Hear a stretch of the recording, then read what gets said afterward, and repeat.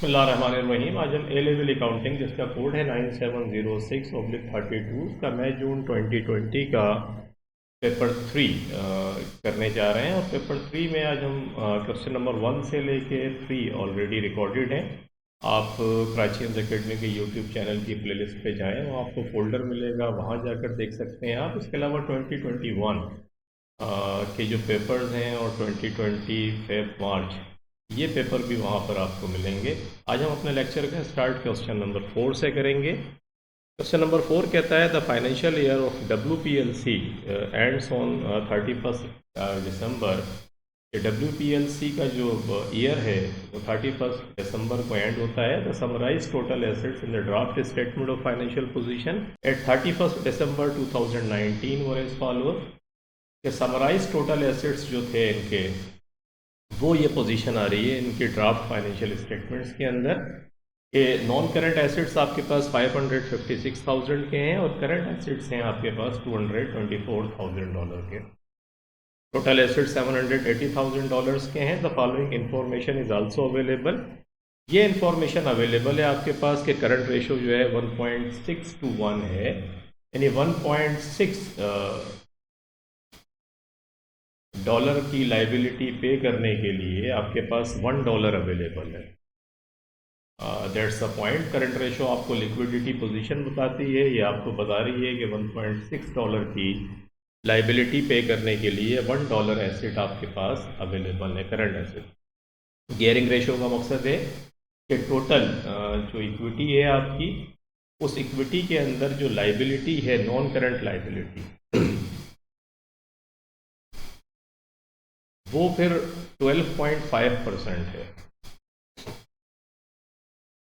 तो आगे कहता है answer the following questions in the question paper. ये हो गया। नंबर ए में कहता है prepare the summarise equity and liability section of the draft statement of financial position of WPLC at 31 दिसंबर 2019 के summarise equity and liability section बताइए। देखिए इसमें टोटल एसेट्स का तो सेक्शन आपको दे दिया, लेकिन टोटल एसेट का सेक्शन देने के बाद आपको ये नहीं पता है कि टोटल इक्विटीज़ कितनी है, इक्विटी एंड लाइबिलिटीज़ जो आपकी बनती हैं।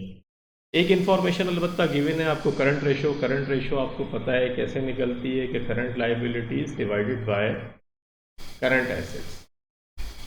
तो करंट एसेट्स डिवाइडेड बाय, बल्कि जो कि आपकी जो करंट रेशो होती है उसका फार्मूला होता है current assets divided by current liabilities.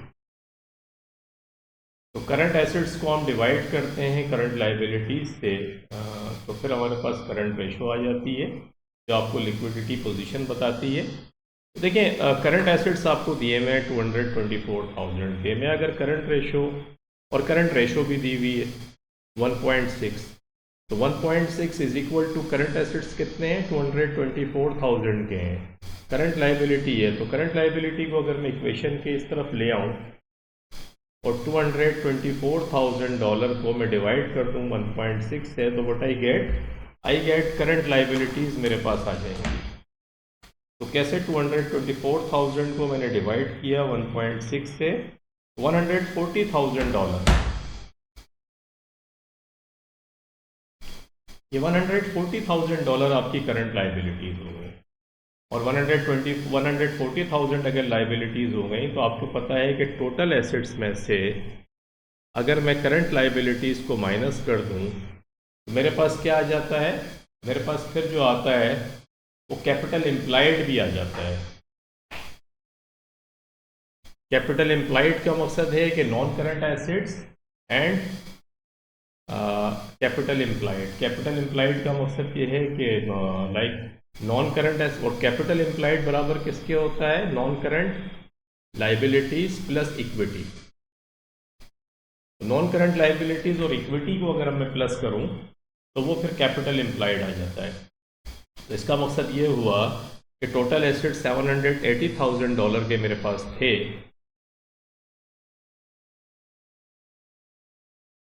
इसमें से $140,000 मैंने माइनस कर दिए जो करंट लाइबिलिटीज़ के आए थे। तो 780,000 माइनस 140,000, व्हाट आई गेट 640,000। ये $640,000 जो है ये मेरा जो है कैपिटल एम्प्लॉयड बनता है, और कैपिटल एम्प्लॉयड का मकसद क्या हुआ कि non current liabilities plus equity. तो non current liabilities plus equity मेरी बनती है $640,000। गियरिंग रेशो मेरी दी हुई है। गियरिंग रेशो का मकसद है कि नॉन करंट लाइबिलिटी का जो पोर्शन है वो इस $640,000 जो मैंने निकाला है इसके अंदर उसका रेशो जो है 12.5% बनता है। तो $640,000 जो मेरा non current liability plus equity, इन दोनों को मिला के 640,000 बनता है, और गियरिंग रेशो मेरी कितनी है 12.5%। तो इस गियरिंग रेशो को अगर मैं इसके ऊपर अप्लाई कर दूं, 640,000 के ऊपर अगर मैं 12.5% लगाऊं, 12.5% है यस। तो $640,000 का अगर मैं 6.5% निकाल लेता हूं तो ये 416,000 बनते हैं। क्या मकसद है, ये $416,000 जो है 640,000 मल्टीप्लाइड बाई 12.5, सॉरी बल्कि ये बना $80,000।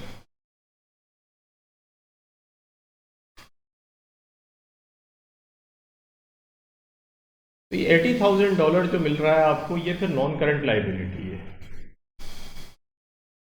तो ये $80,000 जो है non current liability gearing ratio की मदद से निकाली, और अगर 80,000 हमारी नॉन करंट लाइबिलिटी है तो 640,000 में से अगर मैं इस 80,000 को माइनस कर दूं, $560,000, जो $560,000 है ये मेरी इक्विटी है। इक्विटी का मकसद है शेयर होल्डर्स इक्विटी, क्योंकि ये WPLC है, पब्लिक लिमिटेड कंपनी है, तो ये इक्विटी मेरी बनी। तो इस तरीके से आपने देखा कि जो मिसिंग फिगर्स थी हमने निकाली, और निकालने के बाद ये फिगर्स बन गई हमारी। क्वेश्चन नंबर 4 ए पार्ट में आते हैं। इक्विटी देखें मैंने $560,000 आपको निकाल कर दिखाई। नॉन करंट लाइबिलिटी हमने 80,000 निकाली, और करंट लाइबिलिटी हमने $140,000 हमने निकाली थी। इन तीनों को प्लस कर लिया, 780,000 आता है, और टोटल एसेट्स भी हमारे 780,000 के हैं। ये देखें, ये तीनों फिगर्स मैंने निकाली हैं, 140,000, ये 80,000 और ये 560,000। तो ये ए पार्ट आपका कंप्लीट हुआ। ए पार्ट के बाद बी पार्ट में आ जाए। बी पार्ट में क्या कहता है, कहता है WPLC had the following balances at 1 जनवरी 2019। 1 जनवरी 2019 को बैलेंस था 200,000 जो है वो उसका शेयर कैपिटल था। $1 का एक है, इसका मकसद है कि 200,000 ही नंबर ऑफ शेयर्स हैं इसके।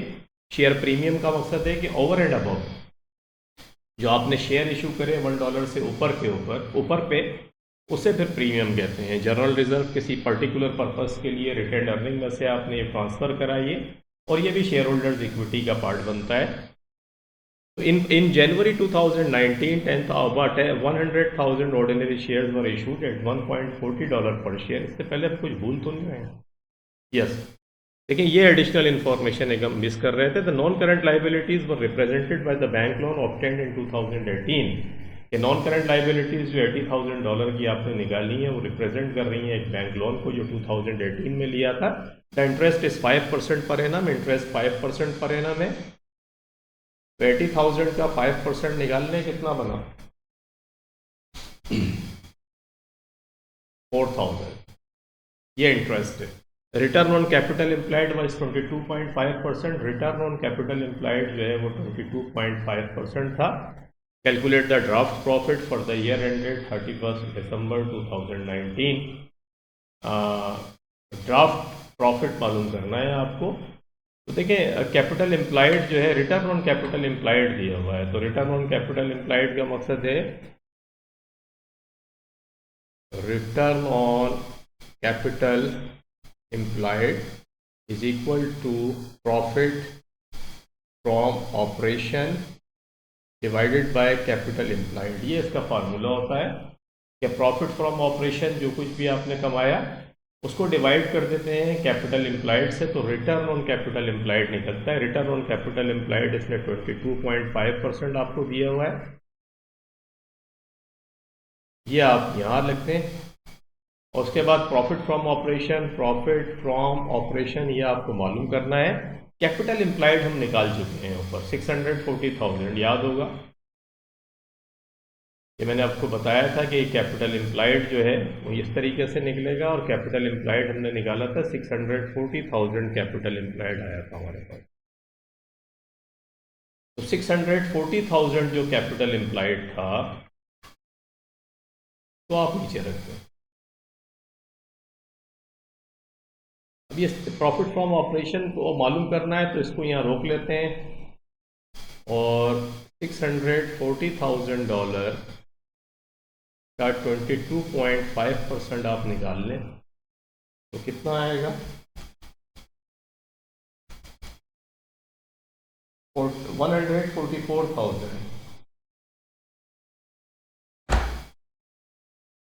144,000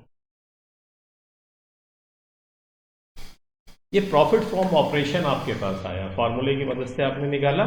और इंटरेस्ट मैंने आपको बताया है कि 4,000 निकाल के, तो अगर प्रॉफिट फ्रॉम ऑपरेशन में से इंटरेस्ट माइनस कर देंगे तो ड्राफ्ट प्रॉफिट आ जाएगा, जिसकी ये बात कर रहा है। तो प्रॉफिट फ्रॉम ऑपरेशन देखें $144,000 का आपको लिखा हुआ नज़र आ रहा होगा, और इंटरेस्ट जो है 4,000 हमने निकाला, ये माइनस करते हैं। Draft profit for the year आपके पास इस तरीके से $140,000 आपके पास आ गए। के बाद आगे आए, कहता है एडिशनल इंफॉर्मेशन में, कहता है WPLC had the following balances. ये बैलेंसेस हैं इसके जो मैं बता रहा था पहले आपको कि ऑर्डिनरी शेयर कैपिटल है, शेयर प्रीमियम दिया हुआ है, जनरल रिजर्व है। जनवरी 2019 100 ordinary share were issued at $1.40 पर शेयर। तो 100,000 शेयर्स मल्टीप्लाइड बाई $1 का एक शेयर है।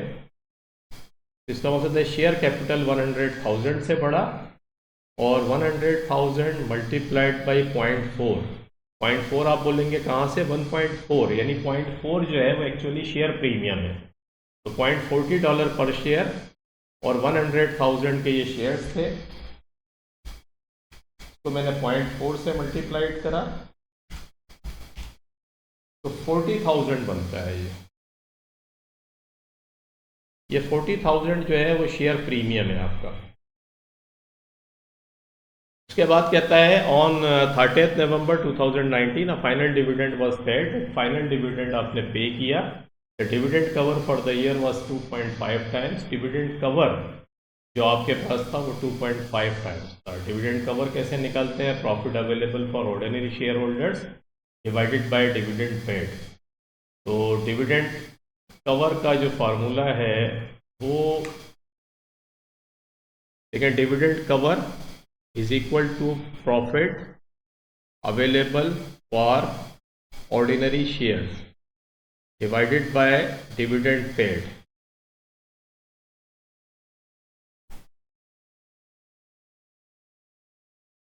तो डिविडेंड कवर 2.5 है, और profit available for ordinary share holders 140,000 था।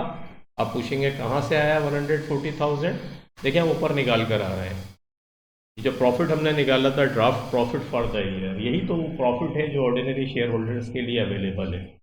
तो इसी को आप ऊपर रखें और डिवाइडेड कर दें डिविडेंड पेड। तो डिविडेंड पेड तो आपको मालूम करना है, इसको यहाँ ले आए और $140,000 को डिवाइड कर दें 2.5 से। What you get 56,000। इसका मतलब है डिविडेंड जो आपने पे करा वो $56,000 का डिविडेंड आपने पे करा। Have you got the point? अगर डिविडेंड का, ये मैं पीछे भी करा चुका हूँ, जब लास्ट मैंने क्वेश्चन कराए थे वो अगर आप जाकर देख लें तो आपको और क्लैरिटी आ जाएगी। मैंने बड़ी तफसील से बताया था इन रेशोज़ का, डिविडेंड कवर की रेशो कैसे निकलती है, मैंने रिपीट भी कर दिया आपके लिए।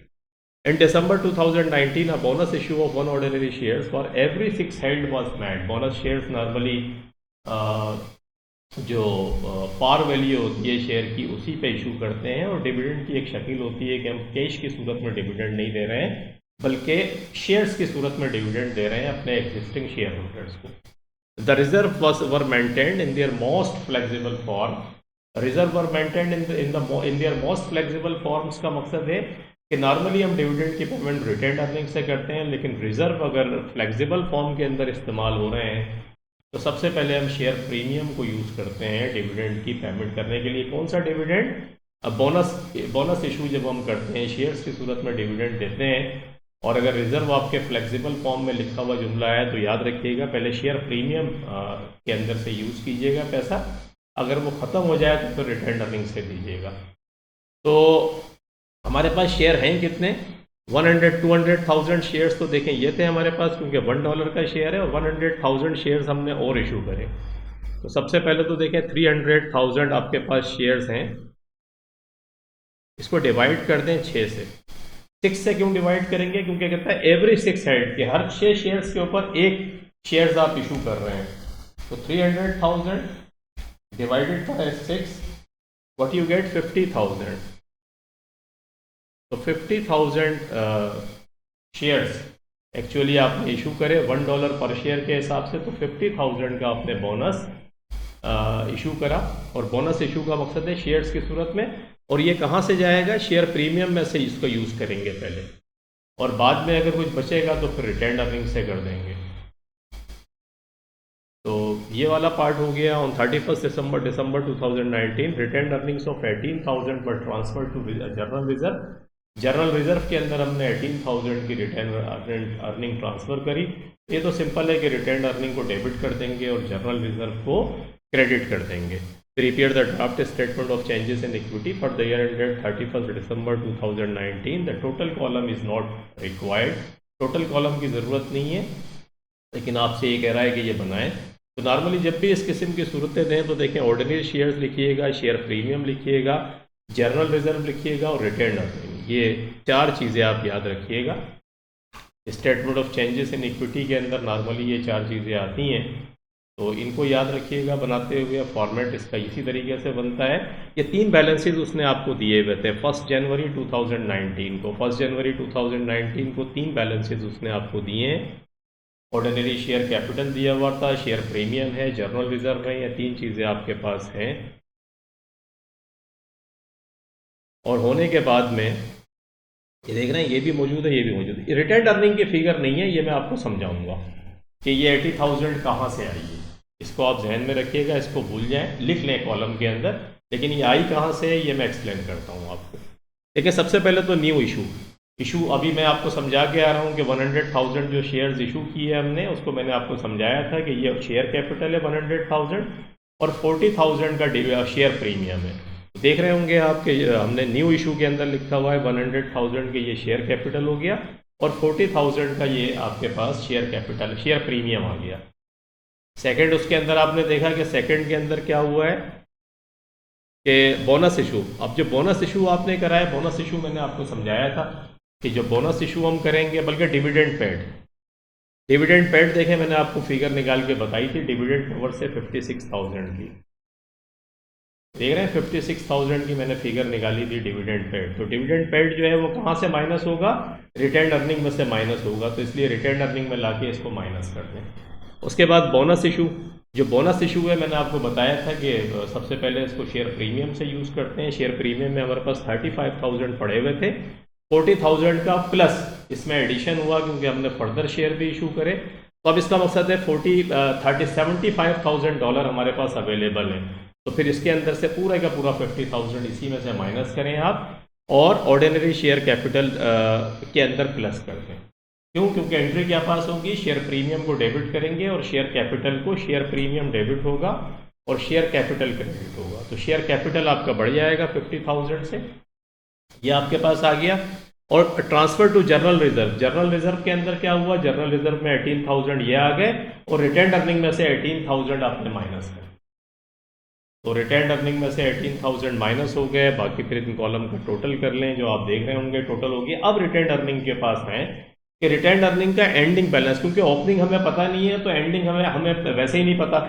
तो एंडिंग बैलेंस निकालने के लिए हम चलते हैं, कहाँ चलते हैं कि हमें ये पता था कि 1 जनवरी को, ये जो फिगर 31 जनवरी को इसने सबसे पहले हमें जो निकाला था, यहाँ देखें शुरू में जब हमने सवाल शुरू किया था तो 31 दिसंबर को इसने जो फिगर्स निकाली थी, इससे हमने कैपिटल इम्प्लाइड जो निकाला था, ये कैपिटल इम्प्लाइड आप देख रहे हैं 640,000 का हमने निकाला था, और 640,000 में से लाइबिलिटीज निकाल के जो हमारे पास कैपिटल इम्प्लाइड बाकी बचा था, share holders equity plus share holders equity जिसे हम कहते हैं, तो शेयर होल्डर्स इक्विटी, बल्कि कैपिटल इम्प्लाइड नहीं, शेयर होल्डर्स इक्विटी हमारे पास 560,000 की थी, ये मैंने आपको बताया था। तो 560,000 में से आप ये 3 फिगर माइनस करते हैं। कौन सी 3 फिगर? 560,000 में से एक तो ये शेयर कैपिटल आप देख रहे होंगे 560,000 की फिगर दी हुई है, इसमें से 350,000 को माइनस करें क्योंकि ये शेयर कैपिटल है, शेयर प्रीमियम माइनस करें 25,000 का जो बैलेंस आया, जनरल रिजर्व माइनस करें 39,000 के, तो बाकी जो बचेगा वो फिर रिटेन अर्निंग होगी, क्योंकि इन चारों का कॉम्बिनेशन जो है वो शेयर होल्डर्स इक्विटी होती है। तो शेयर होल्डर्स इक्विटी जो होती है, ये जो 560,000 है, ये 4 चीज़ों का कॉम्बिनेशन है। 4 चीज़ें कौन कौन सी? Ordinary share capital, share premium, general reserve और रिटेन अर्निंग। तो 3 चीज़ें हमें पता थी, इसमें से इस टोटल में से तीनों को माइनस किया हमने, तो चौथी चीज़ हमारे पास आ गई, वो क्या आ गई? Retain earning. तो रिटेन अर्निंग का 146,000 जो एंडिंग बैलेंस है वो इस तरीके से आपने निकाला, और जब ये एंडिंग बैलेंस आपके पास आ जाए तो फिर ओपनिंग बैलेंस निकालना बहुत आसान है, रिवर्स वर्किंग करके आप निकाल लें। 146,000 में से माइनस करें 18,000, बल्कि रिवर्स कर रहे हैं तो प्लस कर दें, प्लस वालों को रिवर्स करें माइनस कर दें, तो प्लस वाला जो है, ये माइनस जो हो रहा है इसको प्लस कर दें, 146,000 में प्लस करें 18,000, और ये प्लस वाला इसको माइनस कर दें, 140,000 को माइनस कर दें और फिर प्लस कर दें इसमें, क्योंकि ये माइनस हो रहा है तो 56,000 इसको प्लस कर दें, तो व्हाट यू गेट 80,000। ये 80,000 इस तरीके से आया। Have you got the point कि जो फिगर माइनस है उसे प्लस कर लीजिएगा, जो प्लस है उसको माइनस कर दें, आप ओपनिंग बैलेंस पर पहुंच जाएंगे और वो 80,000 है। तो ये रिटेन अर्निंग का मौमा जो प्रॉब्लम था वो आपका इस तरीके से हल हुआ, और आपने देखा कि किस तरीके से मिसिंग फिगर हमने कैलकुलेट करी और इसका क्या हुआ है। तो ये वाला पार्ट आपका कंप्लीट हो गया। अब आगे आते हैं, देखते हैं क्या कहता है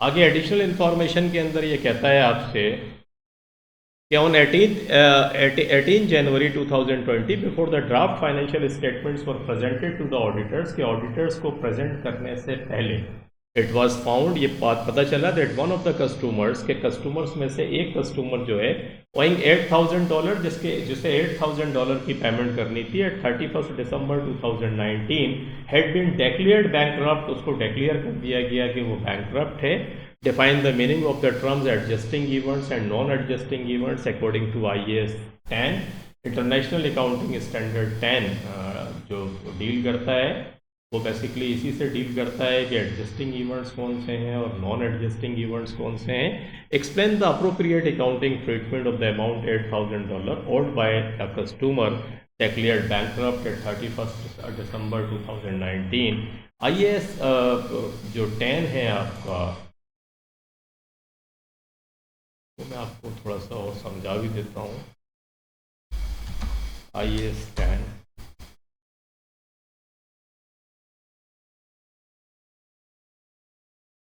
10 जो है events after the reporting period, या रिपोर्टिंग पीरियड जो, जैसे रिपोर्टिंग पीरियड हमारा 31 दिसंबर था, उसके बाद जो इवेंट्स आ रहे हैं उसे डील करता है IAS 10। IAS 10 के अंदर 3 इंपॉर्टेंट चीज़ें हैं, ये डिटेल से भी हम पढ़ेंगे, अभी हम सिंपल ये पढ़ लेते हैं।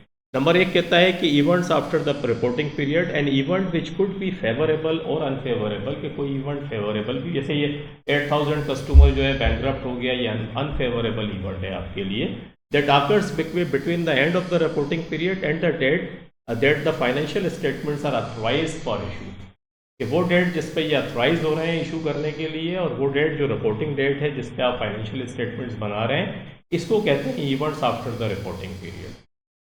तो that occurs between the end of the reporting period and the date of the financial. तो इन दोनों जैसे अभी ये हमारा वाला जो सवाल है इसके अंदर ऑडिटर्स को अभी हम प्रेजेंट हमने नहीं करे हैं, इसका मकसद है अथराइज नहीं हुए हैं, क्योंकि जब तक ऑडिटर इसको साइन ऑफ नहीं करेगा ये अथराइज नहीं होंगे। इसमें दो किस्म के इवेंट्स होते हैं। एडजस्टिंग इवेंट्स क्या होते हैं? An event after the reporting period that provides further evidence of condition that existed at the end of the reporting period, including an event that indicates that the going concern assumption in relation to the whole or part of the enterprise is not appropriate। Simple समझने की बात ये है, non adjusting event क्या होते हैं? An event after the reporting period that is indicative of a condition that arose after the end of the reporting period. देखिए दो ये तो है, एक एडजस्टिंग इवेंट्स वो होते हैं कि जो आपने जब फाइनेंशियल स्टेटमेंट्स प्रिपेयर किए और जब ऑडिटर के साइन करने से पहले, उसके अथराइज करने से पहले कोई ऐसा इवेंट होता है जिसकी ये कंडीशन एग्जिस्ट कर रही थी जिस टाइम ये फाइनेंशियल स्टेटमेंट्स आपने बनाए हैं।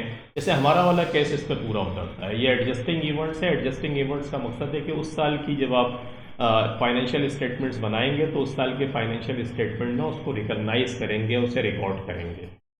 हमारा इसलिए करता है ये कि ये कस्टमर मौजूद था जब हमने ये फाइनेंशियल स्टेटमेंट्स बनाए, उस वक्त इसकी कंडीशन डेफिनेटली ख़राब थी क्योंकि डिक्लेयर्ड हमने अब कराया तो इसका बैलेंस हमारे पास आउटस्टैंडिंग खड़ा होगा। ऐसा तो नहीं होगा ना ये आज हमने डिक्लेयर किया, पहले इसने माल लिया होगा फिर उसके बाद हमने ये पैसा नहीं दे रहा होगा, अब हमने डिक्लेयर किया कि यार ये पैसा नहीं मिलेगा हमें। तो कंडीशन मौजूद थी उस टाइम पे। कुछ ऐसे इवेंट्स होते हैं जो हमारे कंट्रोल में नहीं होते, जो फिर इसके बाद ऑथराइजेशन के बाद इवेंट्स जब आते हैं तो उनको फिर हम नेक्स्ट फाइनेंशियल ईयर के अंदर लेकर जाते हैं। करंट ईयर के फाइनेंशियल स्टेटमेंट्स के अंदर नॉर्मली फिर हम उसको रिपोर्ट नहीं करते हैं, रिकॉग्नाइज नहीं करते हैं। वो फिर दूसरे IAS हैं जो इसे डील कर रहे होते हैं। तो अभी समझने के लिए मेरा ख्याल है इतनी बात काफ़ी है। इसको हम डिटेल से IAS जब मैं आपको पढ़ाऊँगा तो वहाँ पर इसको और पढ़ेंगे ध्यान से। अभी तो देखें कहता है explain the appropriate accounting treatment, तो इसकी दो चीज़ें हैं, हम देख लेते हैं। Adjusting events are those that provides evidence of condition that existed at the end of the reporting period, जो अभी हम पढ़कर आ रहे हैं। The entity should adjust the amount recognise in its financial statements, के जितने भी एडजस्टिंग इवेंट्स होते हैं उसको रिकॉग्नाइज करते हैं उसी साल के फाइनेंशियल स्टेटमेंट्स में। Non adjusting events are those events after reporting period that are indicative of condition that arose after the end of the reporting period. The entity should not adjust the amount recognized in its financial statements। कि non adjusting events को हम financial statement में जो उस current year के होते हैं उसमें रिकॉग्नाइज नहीं करते हैं। और अकाउंटिंग ट्रीटमेंट पूछ रहा है तो ट्रीटमेंट के लिए ये वाला पार्ट आ गया। एडजस्टिंग इवेंट्स हैं, इसको हम नॉन एडजस्टिंग नहीं कहेंगे, एडजस्टिंग कहेंगे। क्यों? वजह है अराइजिंग फ्रॉम द सेल्स इन 2019 में जो माल बेचा था वहाँ से ये पैसा आ रहा है निकल के, तो इसका मकसद है कंडीशन मौजूद थी। Trade receivable existed at 31 December 2019। Trade receivable exist करता था 31 दिसंबर 2019 को। Evidence of assets at 31 December 2019 being impaired, इस बात की एविडेंस मौजूद है कि ये एसेट्स इम्पेयर्ड हो रहा था, इसकी वैल्यू कम हो रही थी क्योंकि ये आउटस्टैंडिंग फॉर्म में हमारे पास खड़ा हुआ था और हमें ये मिला नहीं था। प्रूडेंस कंसेप्ट, प्रूडेंस भी यही कहती है कि अगर आपको लॉस नज़र आ रहा है तो फिर आप उसको रिकॉर्ड करें। अकाउंटिंग ट्रीटमेंट ये होगी should be return of recognise in the financial statement of 2019। कैसे हमें रिकॉग्नाइज करना चाहिए करंट ईयर के फाइनेंशियल स्टेटमेंट्स में। That was all. ये इस तरीके से आपने देखा कि सवाल आपका कंप्लीट हुआ। तो होप आपकी समझ में आया होगा। Keep practising and smiling. मिलते हैं इंशाल्लाह नेक्स्ट लेक्चर के अंदर। Thank you very much for watching. अल्लाह हाफ़िज़।